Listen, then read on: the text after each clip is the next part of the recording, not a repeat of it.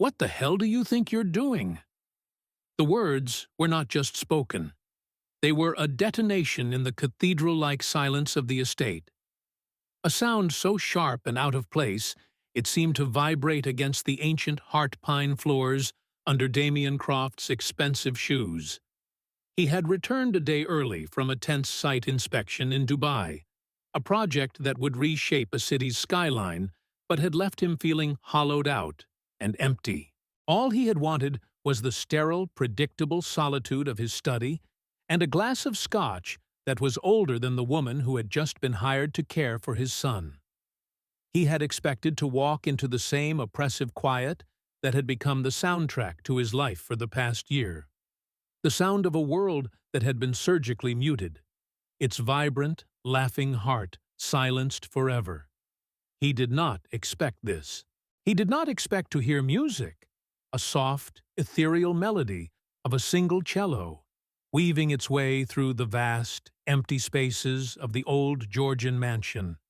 And beneath it, a woman's voice, a low, warm hum of pure, undiluted encouragement, a sound so fundamentally out of place, so achingly reminiscent of a maternal cadence he thought he'd never hear in these rooms again, that it felt like a physical blow.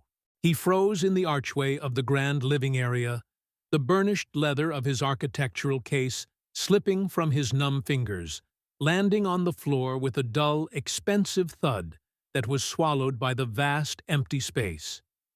The sound was coming from the master bathroom.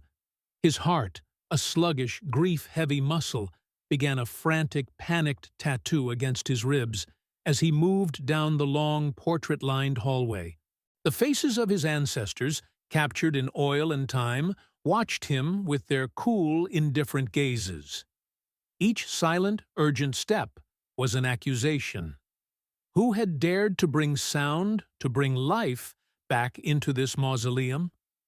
The bathroom door, a massive slab of carved oak, was ajar, spilling a soft, warm, steamy light into the dim corridor.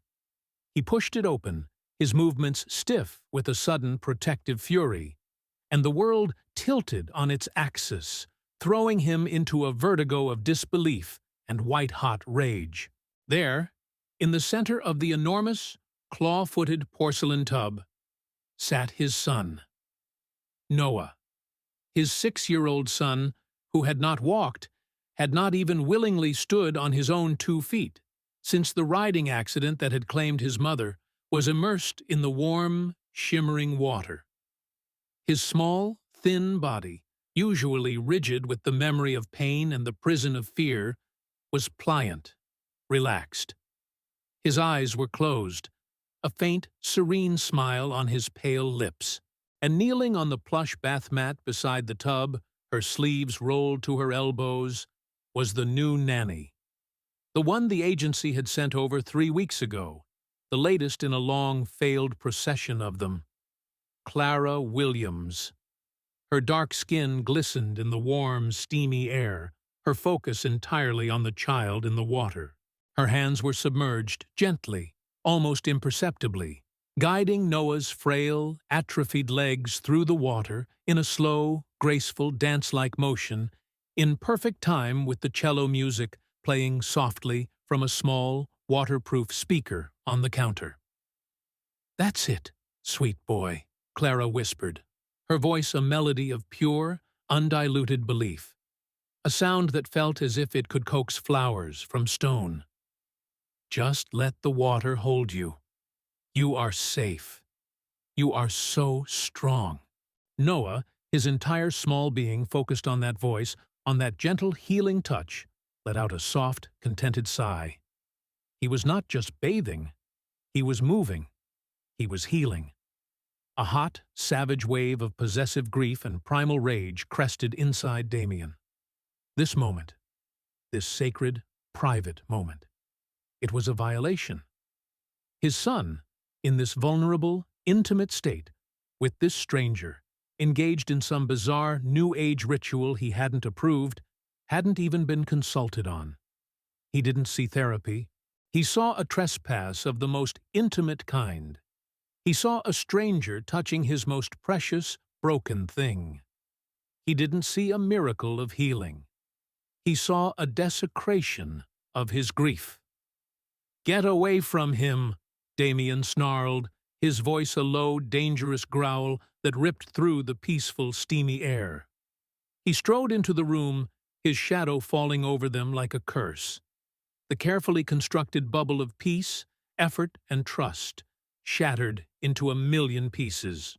Noah's eyes flew open, the serene smile vanishing, replaced by a look of pure, unadulterated terror.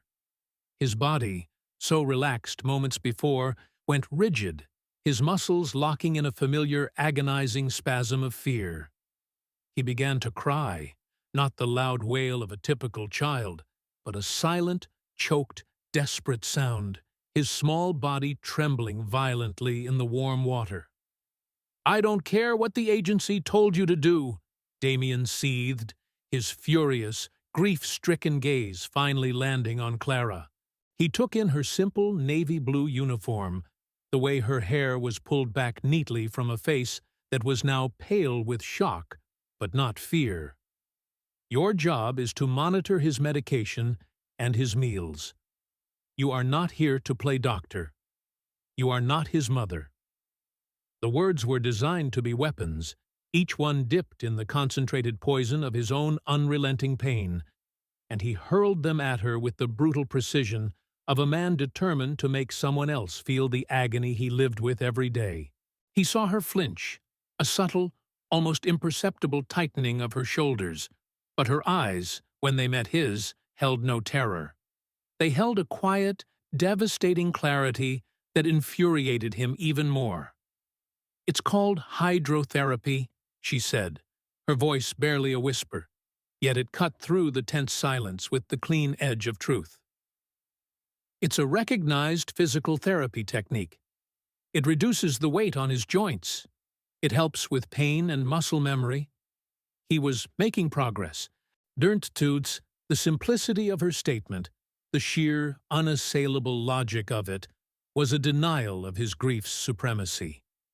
It was an invalidation of the narrative that his loss was so profound, so all-consuming, that no healing was possible without his express permission.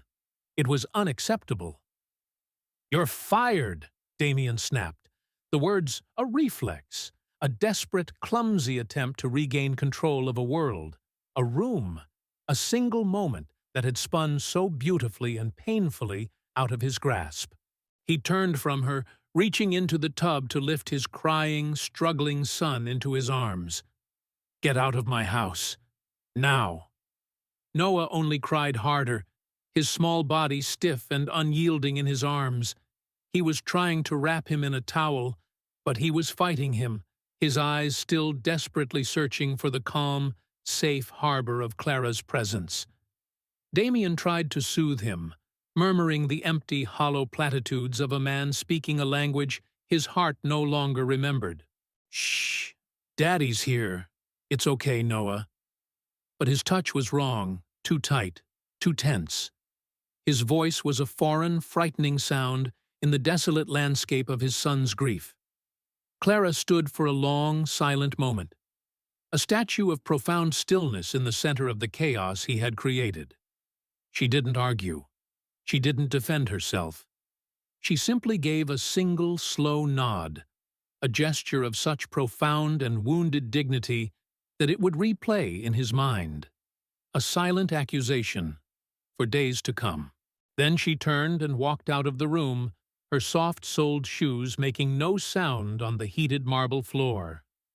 She left Damien Croft utterly alone, clutching the trembling, heartbreaking evidence of a wound he had just made infinitely, unforgivably deeper.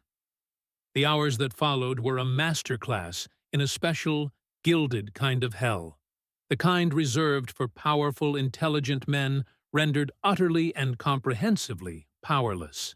Damien, a renowned architect whose visionary designs shaped cities, and whose name was a byword for innovation and control, found himself comprehensively defeated by the unyielding, silent grief of his 6-year-old son. Noah's silent cries did not subside.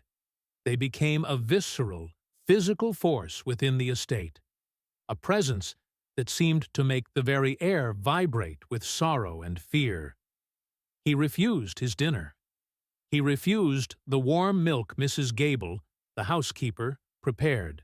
He sat rigidly in his bed, his small body a knot of tension, his gaze fixed on a single empty point on the wall. Damien tried to read to him, his voice clumsy and hollow, as he stumbled through the familiar lines of his favorite storybook about a brave little knight. But Noah showed no sign of hearing him. He was a ghost in his own son's room. He sat with him for hours, the vast, empty spaces of the old mansion amplifying his own cavernous inadequacy. He looked around the room, at the soft, muted colors, the shelves of untouched, expensive toys, the beautiful, hand-painted mural of a whimsical, star-filled forest that his wife, Eleanor, had spent a month creating just before her death. It was a perfect child's room, a perfect, beautiful cage for their shared, unspoken pain. It was only when sheer, gut-wrenching exhaustion finally claimed him that Noah's rigid posture softened, and he fell into a fitful, whimpering sleep. Damien, his own body trembling with a fatigue that was more soul-deep than physical, carefully pulled the covers up to his chin. He stood over him for a long time, watching the unsteady rise and fall of his small chest, and the oppressive silence that descended in the wake of the storm felt more like a surrender than a relief. It was then, in the dim, warm glow of the nursery's starlight projector that cast a soft, moving galaxy across the ceiling, that he noticed it for the first time. It was a small, spiral-bound notebook, left neatly on the bedside table. He picked it up with a sense of trepidation, his architect's hands, usually so steady, trembling slightly. Inside, Clara's neat, precise handwriting filled the pages. It was a log, a meticulous, patient charting of impossibly small, incremental victories. A grid of dates, each marked with simple, hand-drawn smiley faces for good days and neutral faces for challenging ones, accompanied by concise, clinical, yet deeply compassionate notes. April 12th. Responded positively to the cello suite today. Allowed me to massage his legs for 5 full minutes without tensing. This is a significant breakthrough. A good day. April 14th. Showed a clear interest in the water today. We sat by the tub and just listened to the sound of the faucet. He dipped his fingers in and didn't pull away. Progress. April 16th. Agreed to get in the tub with the music playing.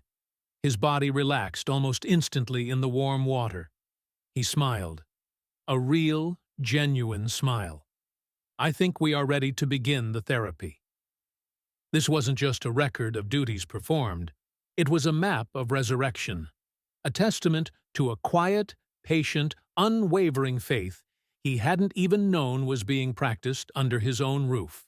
He walked back to his study, the notebook clutched in his hand as if it were a holy text.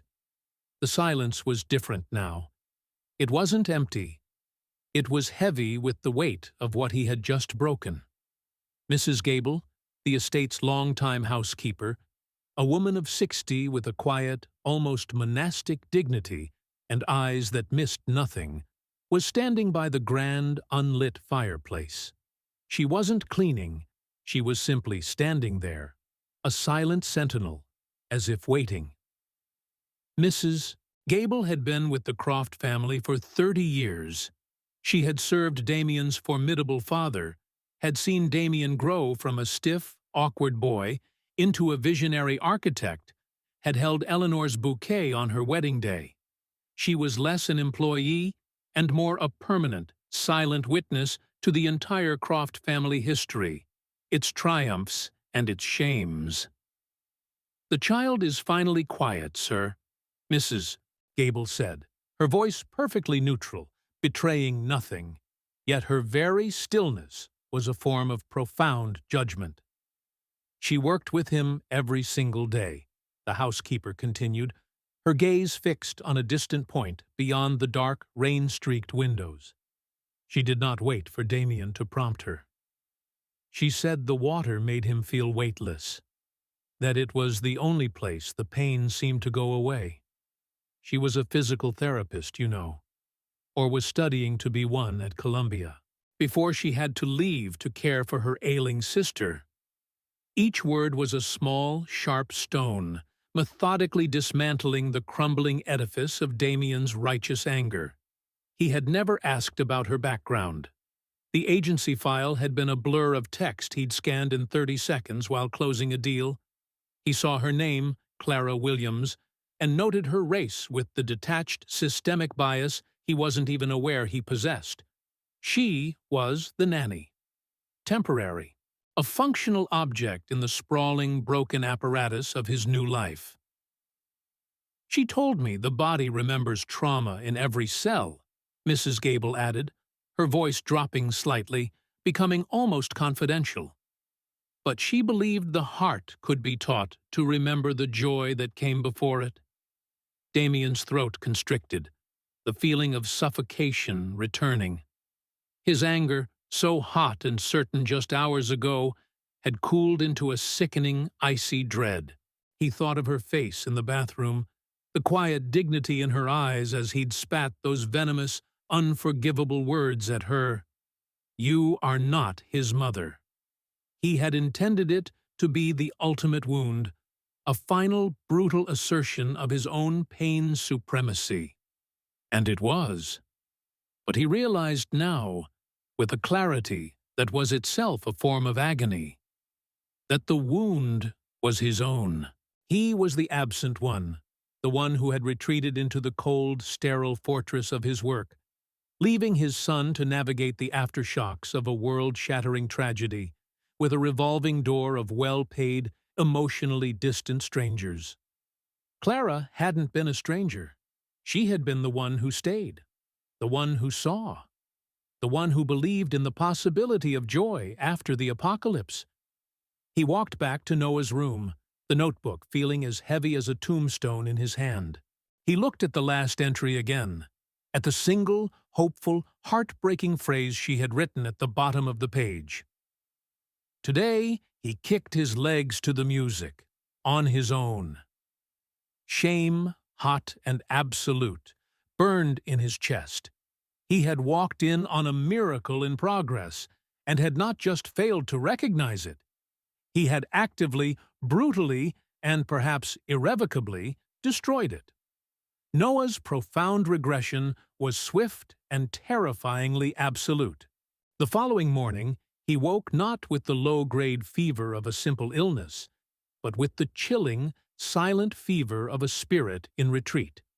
He was no longer just in pain. He was hermetically sealed in a bubble of trauma, unresponsive and unreachable. He refused the breakfast tray Mrs. Gable brought up, pushing it away with a weak but determined hand, his lips pressed into a thin, white line. When Damien, his heart aching with a desperate, clumsy tenderness, tried to hold him, he flinched away as if from a hot flame, his small body going rigid with a fear that was primal and deeply ingrained. His gaze, once bright and curious, was now dull and fixed on the doorway of his room, a constant, silent, heartbreaking vigil. He was waiting, and the person he was waiting for was not him. His pediatric rheumatologist, Dr. Peterson, a brisk, no-nonsense woman in her 50s, with eyes that seemed to see straight through Damien's polished facade, arrived just before noon. She took one look at Noah, her professional composure tightening into a deep, concerned frown. Her examination was quick, her findings delivered with the blunt force of a diagnosis that was also a clear and damning indictment. "This isn't a medical issue, Mr. Croft," she said, her voice sharp and unforgiving as she packed her medical bag with efficient snaps and clicks. "This is a profound emotional regression. It's trauma, and it's acute. Whatever psychological stability this child had managed to painstakingly build has been completely and utterly shattered. He's retreating into himself as a defense mechanism, and if we don't intervene effectively, this could cause permanent developmental damage. She looked at Damien over the rim of her glasses, her gaze holding him accountable. The previous caregiver, the one the agency informed me you dismissed yesterday, I reviewed her detailed notes this morning. They indicated significant, almost miraculous progress with his pain management and mobility. What precisely happened here? Damien, the visionary architect, the man whose confident pronouncements shaped city skylines and graced the covers of design magazines, could not form the words. He couldn't bring himself to confess the simple, ugly, unforgivable truth. I walked in on my son's first real steps toward healing since my wife's death and punished the woman who made them possible. He just shook his head, the lie he was about to tell feeling like sandpaper in his throat. It was a misunderstanding. Dr. Peterson's expression morphed into a mask of pure clinical disdain. Well, I suggest you understand this, Mr. Croft. Your son is in an extremely fragile and precarious state. He requires absolute consistency and, more than anything else in the world, a primary attachment figure he trusts implicitly. And right now, that person is very clearly not you. Her words were a clinical vivisection of his failure as a father, each one methodically cutting away another layer of his pride and self-delusion. After she left, the estate was suffocating in its silence, the quiet a mocking echo of the life and hope that had briefly filled it. Damien stood alone in the center of the vast living room, the doctor's brutal assessment ringing in his ears. He had to fix this.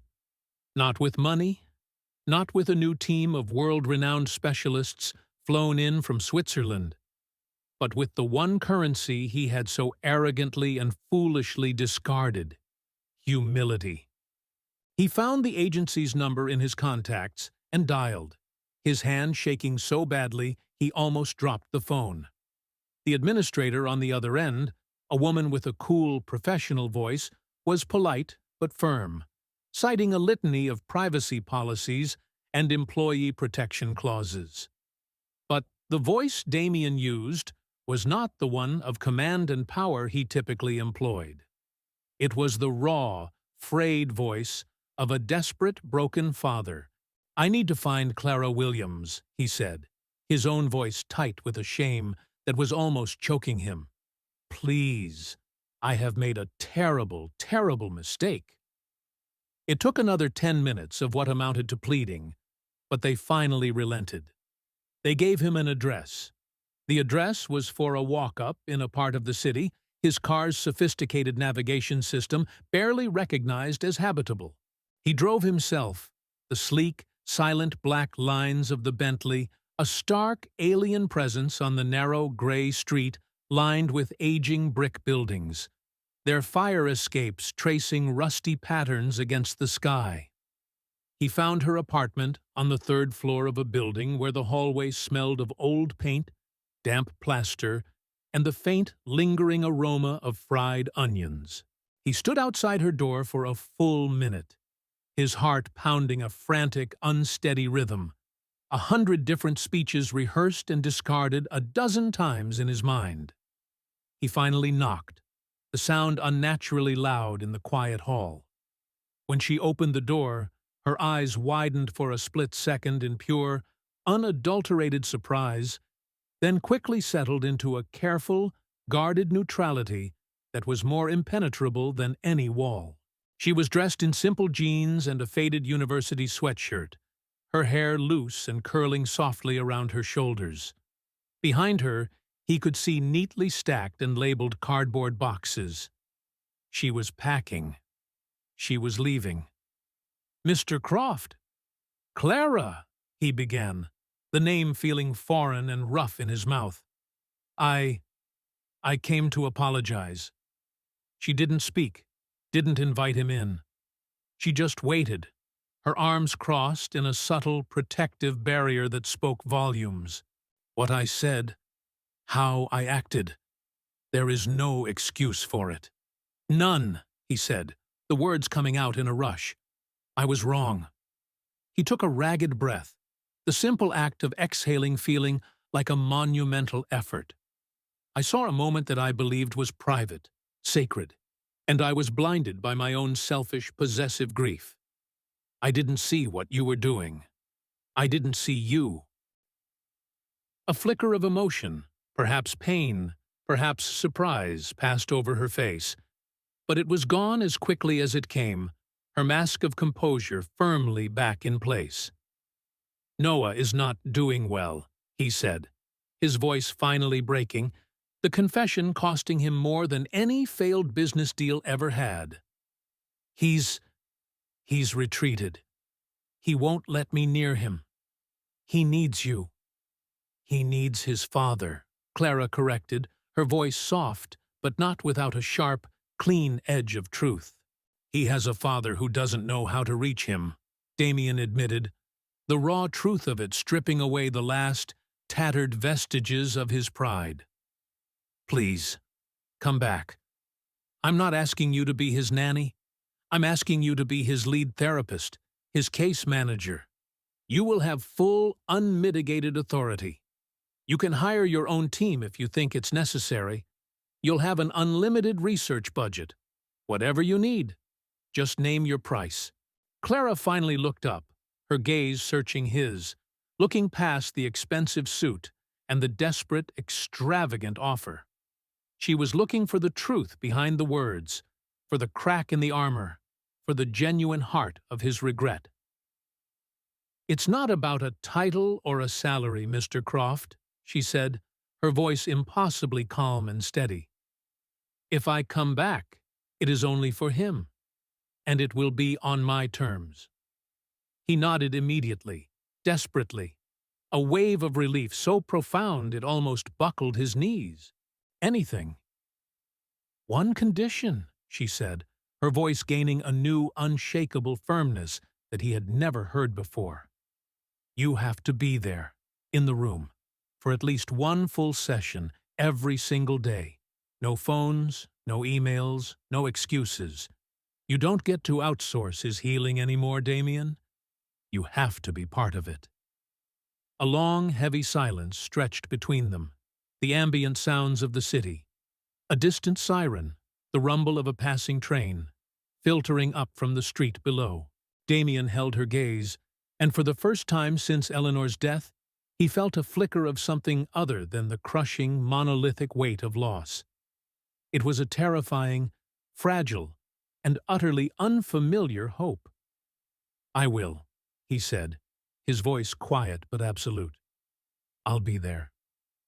Clara's return to the Croft estate was not a quiet, deferential re-entry. It was a fundamental recalibration of the entire household's emotional and logistical ecosystem. She arrived the next morning, not with a small, worn duffel bag, but with two large, heavy cases filled with a curated collection of therapeutic equipment. Sensory mats, weighted blankets, specialized hydrotherapy tools, and a waterproof speaker for the bathroom.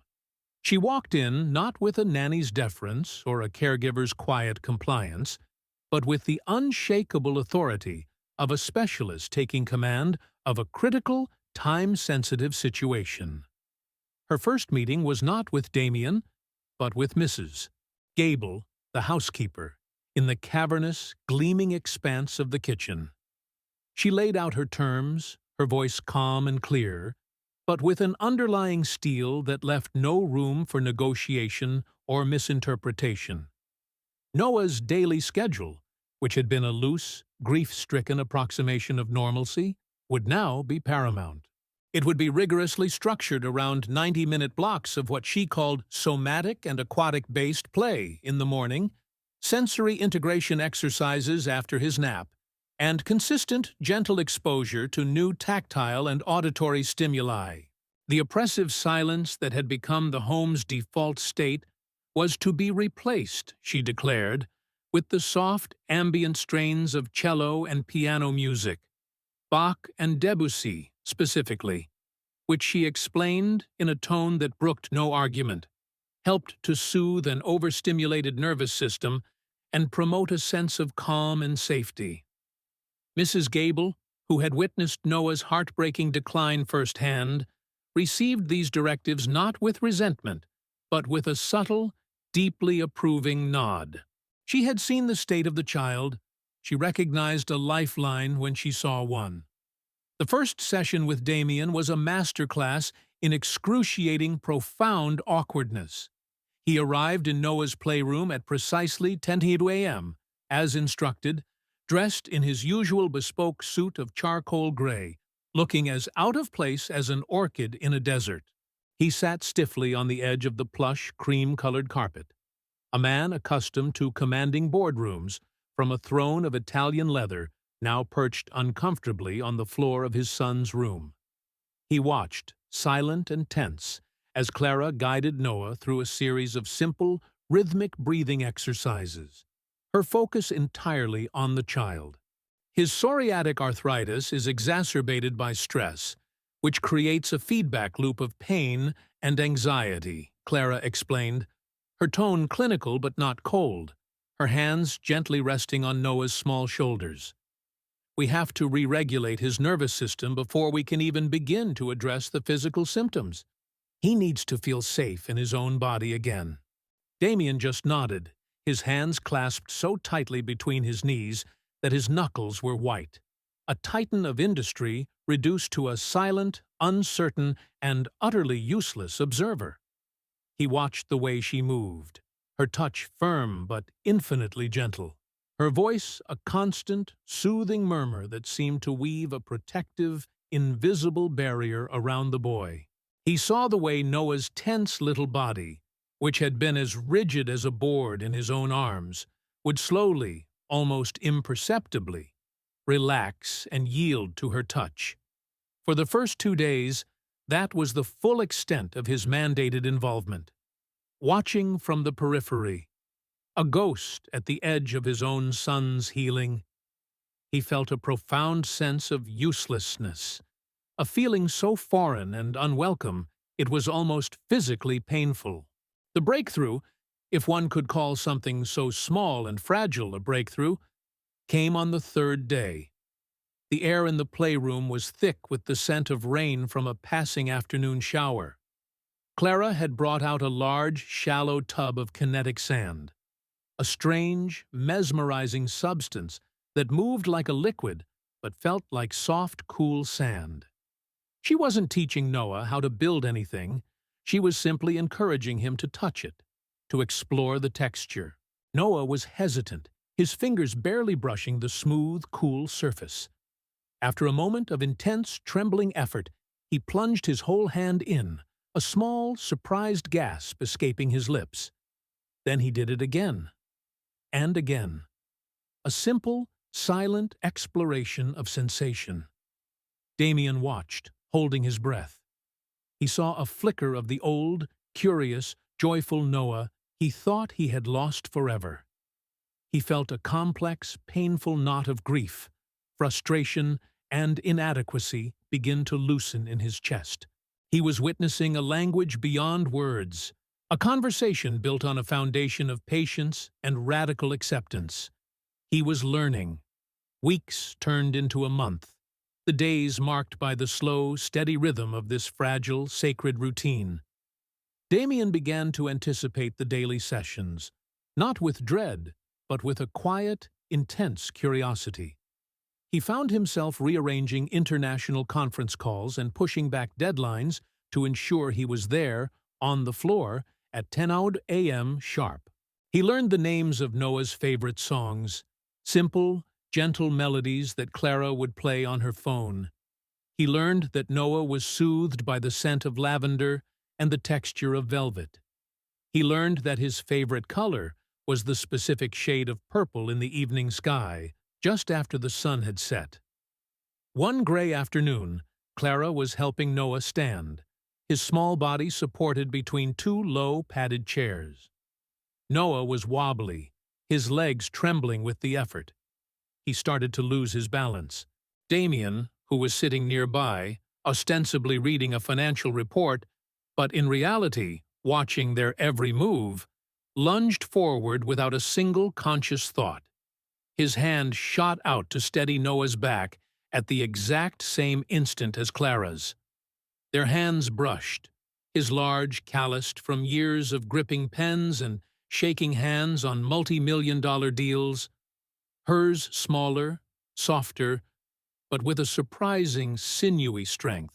It was a small, fleeting touch, but the jolt of it, the shared, instinctive parental act of protection, was electric. A current of warmth, of an unspoken, profound connection, lingered in the air between them long after they both pulled their hands away, as if burned. Clara felt a hot flush creep up her neck, and she immediately, professionally, turned her attention back to Noah, her voice a little breathless. "Good save, Noah Bear.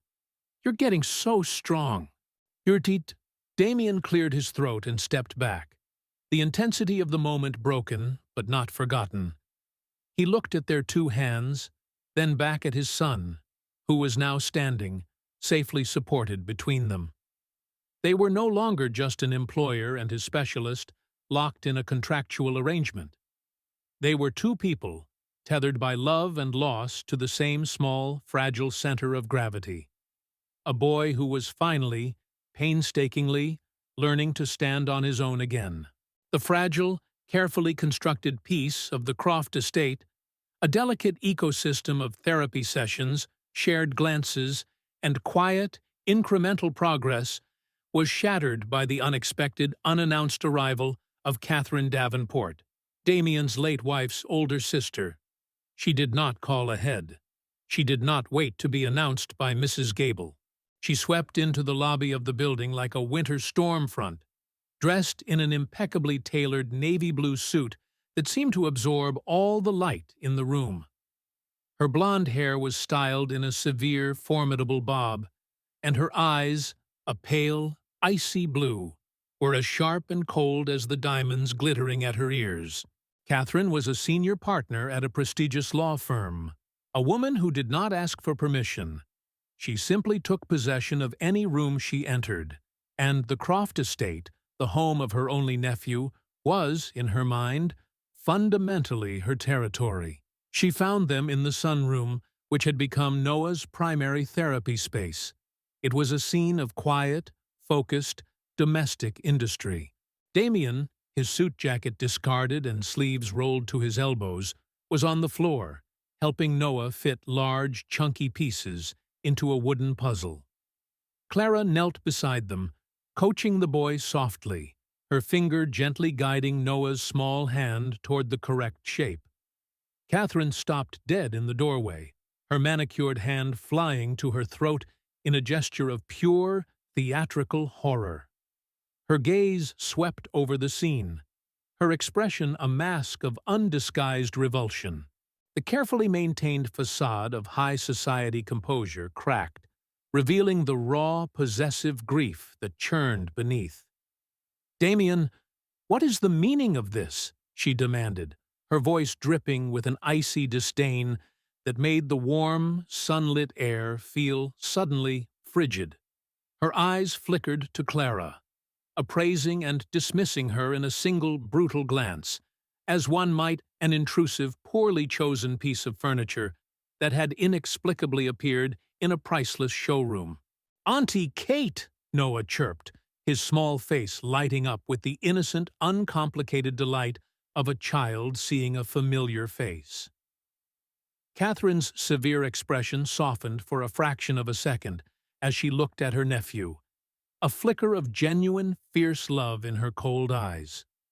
But the warmth vanished the instant her gaze returned to Clara, her expression hardening once more into a mask of contempt. "I was under the impression," she said, her words aimed squarely at Damien like poisoned darts, "that you had hired a qualified team of professionals, psychologists, physical therapists, to oversee Noah's care." Her tone made it unequivocally clear that the woman on the floor with her nephew was not included in that esteemed category. "This is Clara Williams, Catherine," Damien said, rising slowly to his feet, his own posture stiffening in response to her attack. "She is Noah's primary caregiver and developmental specialist." Catherine arched a perfectly sculpted eyebrow, the gesture a masterclass in condescension. "Specialist?" "The placement agency I contacted for a reference informed me you had hired a temporary caregiver, a young woman of color with an incomplete education." The dismissive description hung in the air, ugly and sharp and dissonant in the cheerful sunroom. Damien's jaw tightened, a muscle pulsing rhythmically in his cheek. "Her qualifications are impeccable, her results are undeniable, and her race is entirely irrelevant." "Is it?" Catherine countered, stepping fully into the room, her presence, her expensive perfume, her aura of monolithic self-assurance dominating the space. "I find it highly irregular that this woman has been given such an intimate and influential role in my nephew's life. A child in his delicate condition, Damien, needs stability. She needs familiarity. She needs family."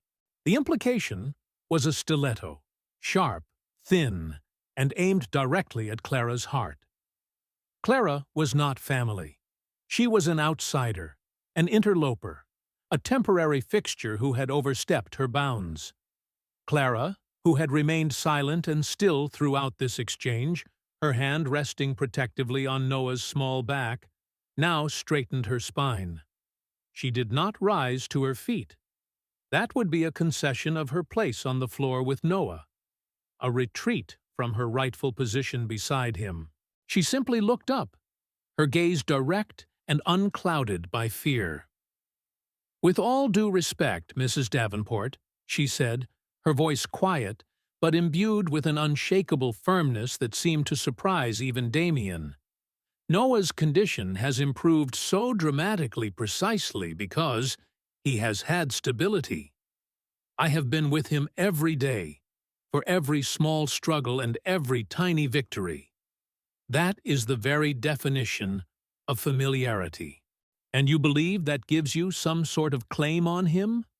Catherine scoffed, her lip curling in a faint, ugly sneer. "I believe it gives me a deep and accurate understanding of what this child needs," Clara replied, her voice remaining level, her gaze unflinching. "And right now, he needs patience and trust. He does not need a disruption caused by prejudice and a misplaced sense of ownership." A tense, profound silence ensued, the air in the room crackling with the electricity of unspoken histories and raw, colliding griefs.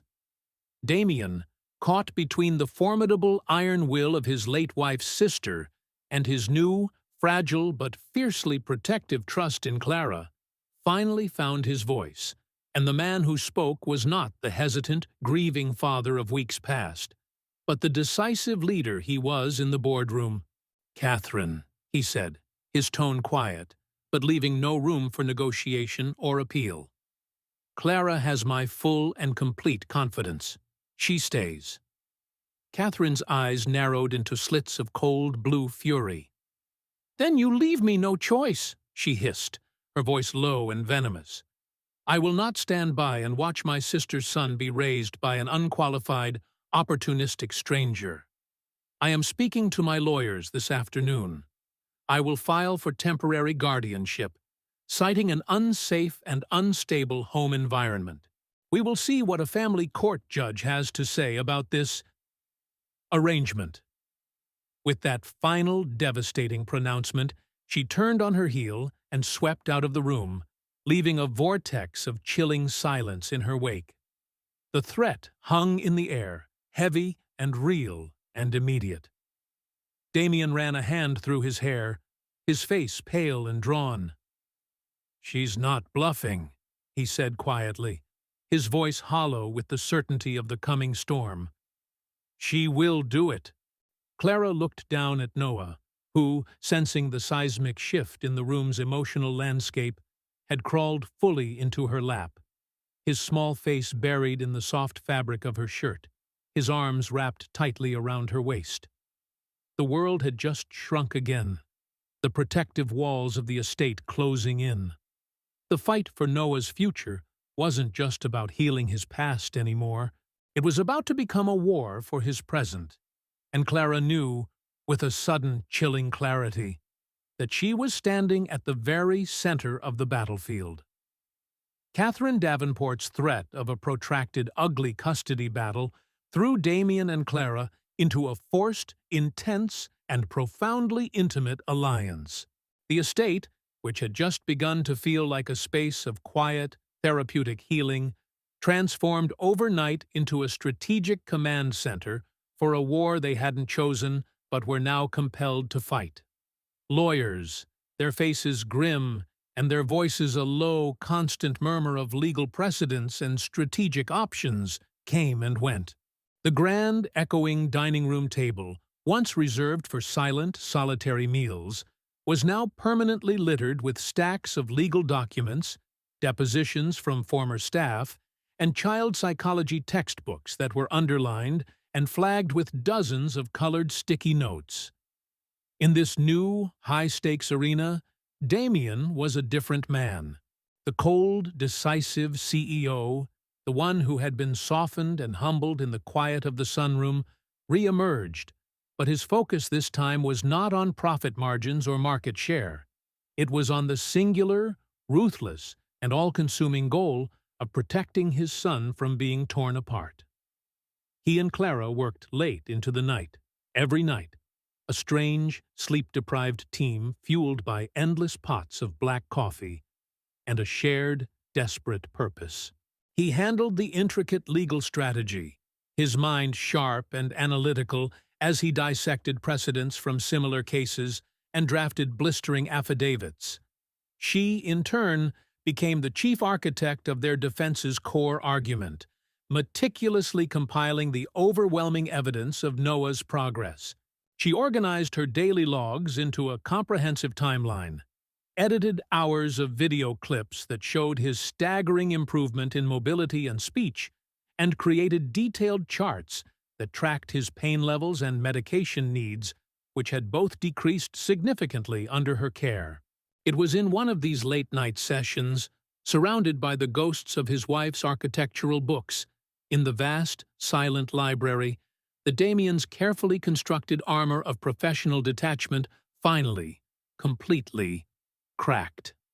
He was staring into an untouched glass of amber whiskey, the crystal catching the low, warm light of the desk lamp when he spoke, his voice so low that Clara had to lean in to hear him over the soft rustle of her papers. "Catherine blames me for what happened to Eleanor," he said, the words heavy, as if he were pulling them up from a deep, dark well. "She's convinced I didn't do enough to save her." Clara looked up from the report she was annotating, her pen pausing mid-sentence. The air in the room grew still. "What do you mean?" she asked gently. "Eleanor's condition. It was a rare, aggressive form of arthritis. The doctors said it was manageable, not curable. She was a fighter. She was an equestrian before we met. She refused to let it define her," he said, a bitter, self-deprecating laugh catching in his throat. "She was so full of life. When she got pregnant with Noah, she was ecstatic. But the pregnancy accelerated the disease. The pain became constant. I threw money at the problem. The best specialists, experimental treatments, private nurses. I thought I could buy her a cure." He swirled the whiskey in his glass, the ice clinking softly. "The end came so fast. The accident wasn't the cause, but it was the final straw. Her body was too weak. An infection took her in 3 days." His voice finally broke, a raw, ragged sound of a wound that had never been allowed to heal. "Catherine thinks that if I had been a different kind of husband, if I had pushed for more aggressive treatment sooner, If I had found the right doctor, she'd still be here. He finally looked at Clara, his eyes stripped bare, raw with a grief he had never allowed anyone to witness before. And the hell of it is, maybe she's right. A long, profound silence filled the room, broken only by the soft, distant hum of the city that never slept, far below them. Clara chose her words with the care and precision of a surgeon tending to a vital artery. You can't carry the weight of a disease, Damien. It wasn't a choice. It was a tragedy. That weight is not yours to carry. She watched him, saw the flicker of protest, of ingrained guilt in his eyes, and she made a decision. It was time to build a different, more profound kind of bridge between them, one built not on a shared purpose, but on shared pain. "I lost someone too," she said, her voice dropping to a soft, confidential whisper. "My younger sister, Chloe. She had cerebral palsy. I was in my final year of my physical therapy program at Columbia, a full scholarship. I was arrogant." She took a shaky breath. "I thought I knew better than her doctors. I thought I could manage her care myself, that my love would be enough. I was the expert." Tears she hadn't shed in years, tears she had locked away behind a wall of professional competence, burned hot behind her eyes. I ignored the signs that she was getting worse. I told myself it was just a temporary setback. I was so focused on my own ability to fix her that I didn't see that she was slipping away. Until it was too late. She looked down at her hands, which were clenched so tightly in her lap that her nails dug into her palms. I left my program a week after her funeral. I left because I couldn't bear the thought of being responsible for another life. I felt like a fraud. For a very long time I believed her death was my fault, my punishment for my pride. Damien stared at her, the vast, unbridgeable gulf between them, of wealth, of race, of life experience, suddenly, completely vanishing. It was replaced by the universal, desolate, and achingly familiar landscape of grief and guilt. In that moment, they were not a billionaire and his son's caregiver. They were just two people, haunted by the relentless whispering ghosts of what-ifs. It was in that moment of shared, devastating vulnerability that their alliance was truly and irrevocably forged. It was no longer a professional arrangement of convenience or necessity.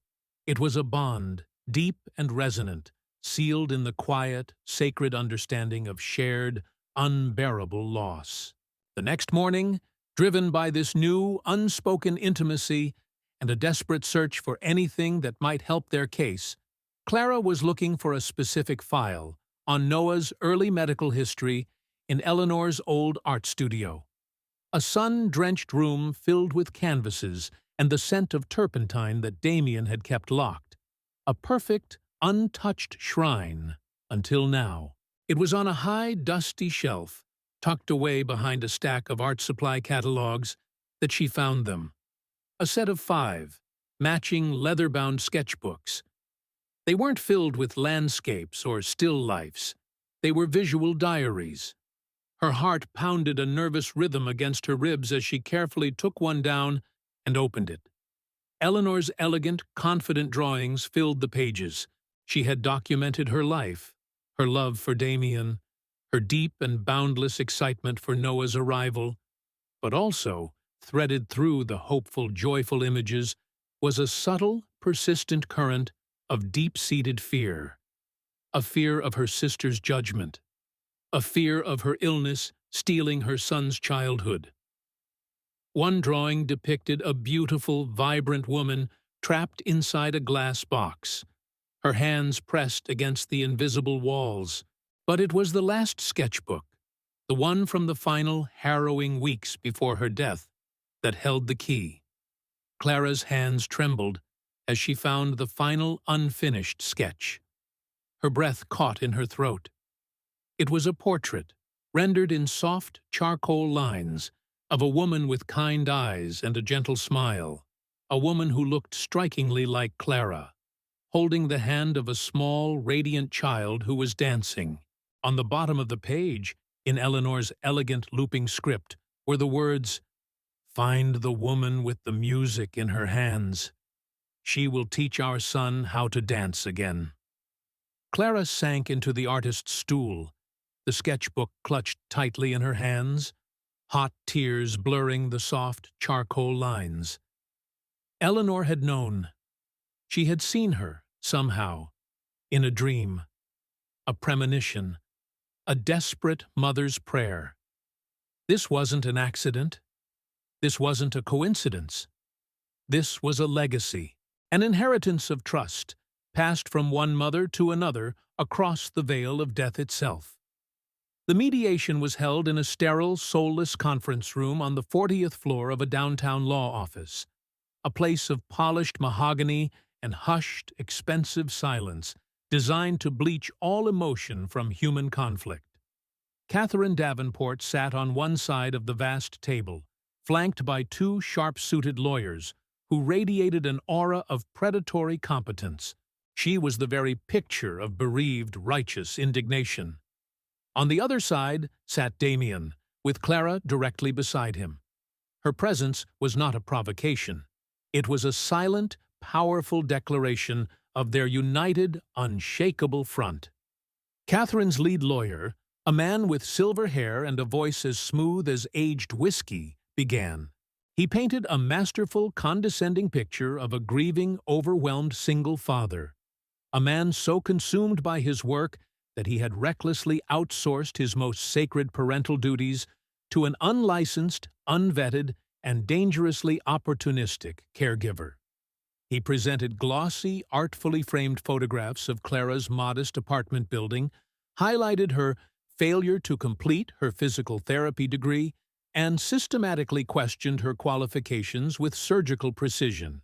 "This woman, Your Honor," he concluded, his voice resonating with a dramatic, practiced gravitas, "is a risk, a dangerous, unknown variable that my client, in her profound love for her only nephew, is simply not willing to accept." When it was their turn, Damien spoke first. But his strategy was a shocking, brilliant departure from the aggressive defense his own lawyers had meticulously prepared. He didn't defend himself. He confessed.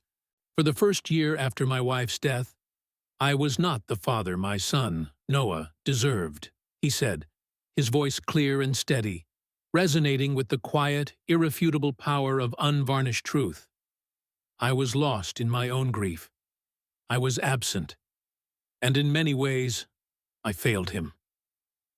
He turned his gaze directly to Catherine, not with anger, but with a look of profound, sorrowful acknowledgement. "You were right to be concerned. I was concerned." He paused, allowing the weight of his admission to settle in the silent room, then turned his body slightly, a subtle but significant gesture of inclusion and partnership toward Clara. "But then I did the one thing my late wife Eleanor asked of me. I found the person she instructed me to find." With a calm, deliberate movement, he slid a document across the polished surface of the table. It was a high-resolution, certified copy of Eleanor's final damning sketch. Catherine's lawyer picked it up, his confident, predatory smirk faltering as he read the words. Catherine leaned over, her own eyes scanning the familiar, elegant handwriting of her sister. A small, sharp, involuntary gasp escaped her lips, a tiny, heartbreaking sound of shock and utter disbelief in the quiet room. "Eleanor chose Clara," Damien said softly. "She knew Noah would need someone with a specific gift, a specific kind of strength. And, as always, she was right." Then it was Clara's turn to speak. She didn't rise to her feet. She remained seated, her posture radiating a calm, centered strength that seemed to quiet the very air in the room. She didn't speak of her qualifications or her therapeutic methods. She spoke of Noah. She described the little boy she had first met, a child encased in a fortress of silence withdrawn, and profoundly afraid of a world that had taken everything from him. And then, her voice softening, she described the boy he was becoming. Curious, brave, a child who was starting to laugh again, a child who was learning to trust that the world would not always break beneath his feet. She had brought Eleanor's other sketchbooks with her. She opened one, its leather cover worn and soft. Eleanor didn't fear motherhood, Clara said, her voice gentle but firm, as she looked directly at Catherine. A look not of accusation, but of shared, tragic understanding. She feared that your expectations of what a mother should be would suffocate her, just as those same fears were beginning to suffocate her son. Noah doesn't need to be protected in a gilded cage, Mrs. Davenport. He needs the freedom to stumble and the profound safety of knowing that someone will always, always be there to help him stand up again. She closed the sketchbook softly. That is what I have given him. It is what his mother wanted for him. And it is what his father is now, every single day, learning with courage and humility to give him, too. The room was utterly, profoundly silent. Catherine stared at the copied sketch, then at Clara, then at her brother-in-law. The icy armor of her righteousness, so carefully and painfully constructed over a year of grief and anger, began to crack. Beneath it was not a monster, but a grieving sister, terrified of losing the last living piece of her beloved Eleanor. Tears, hot and unexpected, welled in her eyes. She never told me, Catherine whispered, her voice breaking, the sound of a heart shattering in the quiet, sterile room. She never told me she felt that way. The fight was over. Later that evening, after Catherine had tearfully and formally withdrawn her guardianship petition, Damien found Clara standing on the penthouse balcony. The city lights glittered below them like a vast, fallen constellation. Eleanor's sketchbooks, he said, coming to stand beside her, his voice filled with a quiet, reverent awe. You were her voice today. I just showed them her heart, Clara replied, her gaze fixed on the distant, dark horizon. You gave it life, he insisted. He reached out, his hand gently, tentatively, covering hers where it rested on the cool metal of the railing. She entrusted him to you, and now I am too. He pulled a folded legal document from the inner pocket of his jacket. It was an updated page from his last will and testament. He had spent the entire afternoon with his lawyers. He had amended the guardianship clause. It now read, in the event of my death or incapacitation, full and sole guardianship of my son, Noah Croft, is to be granted to Clara Williams, who has proven herself to be a protector of his well-being and a steward of his mother's most sacred legacy. Damien, she started, her voice thick with an overwhelming wave of emotion. This isn't a contract, Clara, he said, his eyes searching hers in the soft, ambient glow of the city. It's a promise. You are his family. You are our family. She didn't pull her hand away, and in the quiet of the night, high above the sleeping city, two fractured souls and one little boy were no longer just surviving a tragedy. They were beginning, together, to build a home.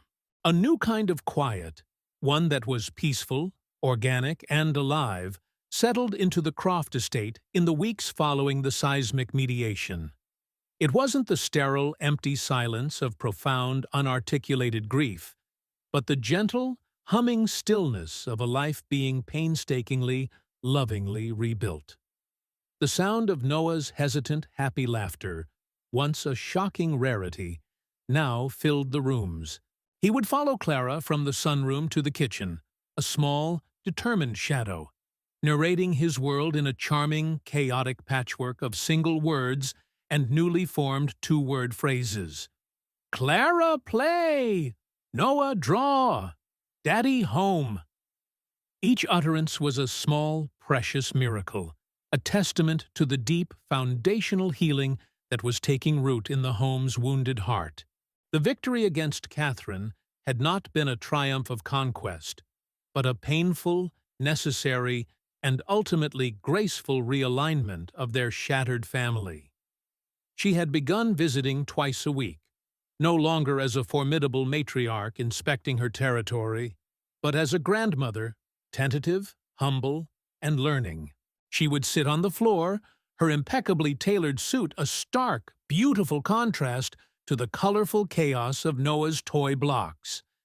And she would listen, really, truly listen, as Clara guided the boy through his exercises. One afternoon, as Noah successfully built a teetering tower of 5 blocks for the very first time, Catherine turned to Clara, her eyes holding a sad, clear, and profound wisdom. "I spent so many years telling Eleanor what a mother should be," she said softly, her voice filled with a quiet, aching regret. "I never stopped to ask her what kind of mother she wanted to be. Thank you for showing me the difference." The words were a quiet peace treaty, an acceptance not just of Clara's role, but of her own sister's long-silenced truth. Clara's role in the house had solidified, transforming from specialist to the undeniable emotional architect of their new life. Damien, forever changed by the confrontation with his own grief and his wife's hidden truths, was more present than he had been in his son's entire life. He rescheduled international meetings, left the office at a reasonable hour, and made their evening therapy sessions a non-negotiable, sacred part of his day. One evening, as they sat together on the living room carpet, a comfortable silence between them, watching Noah finally take 3 wobbly, independent steps from the sofa to the ottoman, Damien reached for Clara's hand without a word. It was a simple, spontaneous gesture, filled with a universe of unspoken gratitude and a burgeoning, tender affection that was both terrifying and exhilarating. He was looking at her not as an employee, not as a savior, but as a partner, an equal. It was in this atmosphere of fragile, growing, and deeply cherished peace that the final storm broke, arriving not with the bang of a dramatic confrontation, but with the quiet, devastating slit of a white, official-looking envelope delivered by a stone-faced courier. It was from the State Physical Therapy Licensing Board. Damien was there when she opened it. He saw the color drain from her face, saw her hand tremble as she read the single, devastating sheet of paper. "What is it?" he asked, his voice sharp with immediate protective concern. "It's a formal notice," she whispered, her voice barely audible, the paper shaking in her grasp as if it were alive. "My physical therapy license. It's under review for immediate suspension." Damien took the paper from her, his own eyes scanning the dense, weaponized legalese. The complaint was anonymous, but the allegations were vicious and surgically precise. It accused her of practicing medicine without a license by designing and administering unapproved therapies to a minor child. It cited unethical emotional transference leading to parental alienation, and, most cruelly, it referenced her history of professional negligence resulting in emotional distress for abruptly leaving her previous post after the death of a patient, her sister, Chloe. "This is Catherine," Damien said instantly, his voice a low, dangerous growl. "She lost in court, so now she's trying to come at you from another, dirtier angle." But Clara slowly shook her head, a sickening, cold certainty dawning in her eyes, a truth she could feel in her bones. "No, this isn't her. The details about my sister, the official diagnosis, the date she died. The records from that hospital are sealed juvenile files. No one knows those details. No one in the world except—" She trailed off, her mind racing back to the very beginning, to the faceless bureaucracy of the placement agency, to the exhaustive, invasive background checks, the confidential files she had been required to submit. Someone had dug into the deepest, most protected, most painful corner of her past, and had weaponized her most profound wound against her. The fight wasn't over. It had just found a new, more cruel and personal battlefield. They weren't just trying to take Noah away from her anymore. They were trying to take away the very core of who she was, the healer, the caregiver. They were trying to tell the world that her gift was, in fact, a crime, and that her love was a form of negligence. The final scene unfolded not in a sterile courtroom or a high-stakes boardroom, but in the quiet, sunlit living room of the estate, a space that had transformed over the last few months from a gallery of grief into a sanctuary of hard-won healing. It had been 3 long, agonizing days since the notice from the licensing board had arrived. 3 days of frantic, late-night calls to lawyers, of strategic consultations, and of a gnawing dread that had settled deep in Clara's bones. Damien had mobilized his entire legal team, a veritable army of the city's best and brightest, but the anonymous complaint was insidious. A venomous ghost they couldn't seem to fight in the open. This morning, he had called an emergency meeting, not with his lawyers, but with the only people who mattered. Clara sat on the plush sofa, a mug of untouched chamomile tea growing cold in her hands. Damien paced before the fireplace, his movements tight with a restrained, simmering fury. And on the armchair opposite Clara, looking smaller and more fragile than ever, but with a new, clear light in her eyes, sat Catherine Davenport. "I did not file that complaint," Catherine said as soon as she arrived, her voice clear and devoid of any artifice, her gaze directed squarely and respectfully at Clara. "I know what you must think of me, but my war with you is over. I would never, ever use your family's past against you. That is a line I would not cross." Clara looked at her, and, to her own surprise, she believed her completely. The calculated cruelty of the attack didn't have Catherine's polished, legalistic signature. This was something else. This was gutter fighting. It was then that Mrs. Gable, the housekeeper, her face a mask of grave concern, entered the room, her usual impeccable composure slightly frayed. "Sir," she said, her voice low and steady, "there is someone here to see you. He says it's a matter of extreme urgency regarding the licensing complaint." A man stepped into the room behind Mrs. Gable.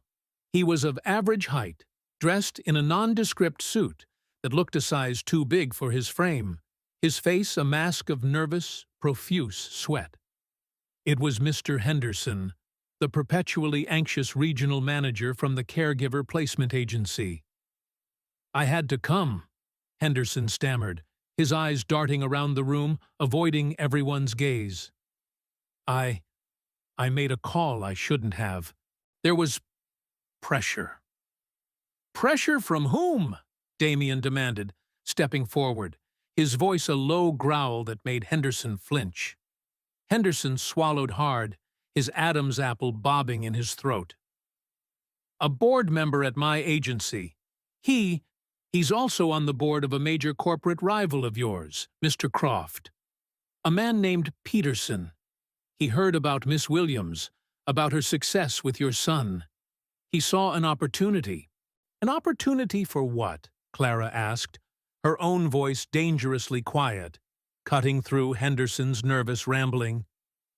"To create a scandal," Henderson admitted, the words spilling out in a desperate, pathetic rush.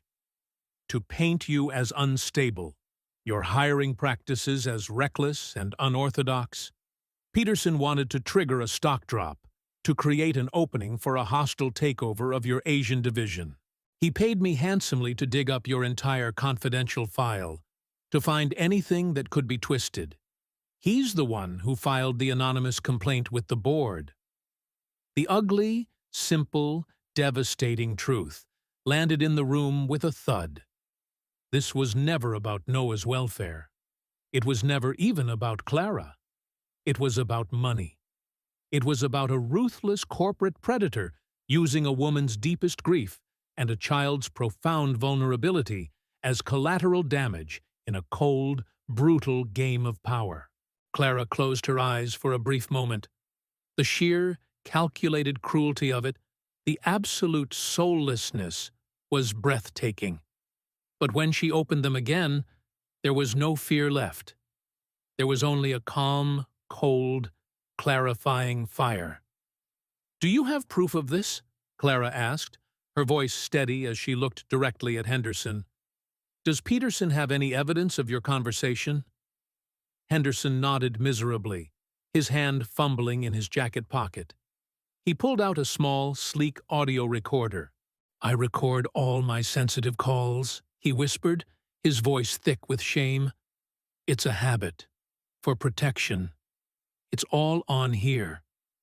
Damien took the recorder, his expression hardening into something Clara had never seen before. It was not the face of a grieving father or a humbled architect. It was the face of a man who was about to burn down an entire empire to protect his own. The rest happened with astonishing, ruthless speed. Damien's lawyers, armed with the undeniable evidence on the recording, filed for an immediate injunction against the licensing board's review and a multi-million-dollar defamation lawsuit against Peterson and his firm.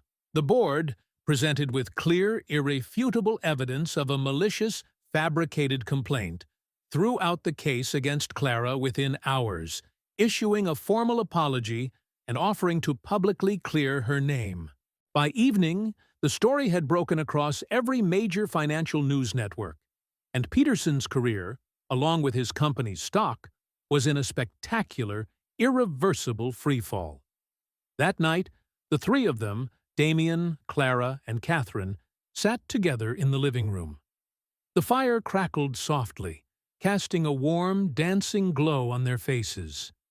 Noah was asleep upstairs, safe, his dreams untroubled.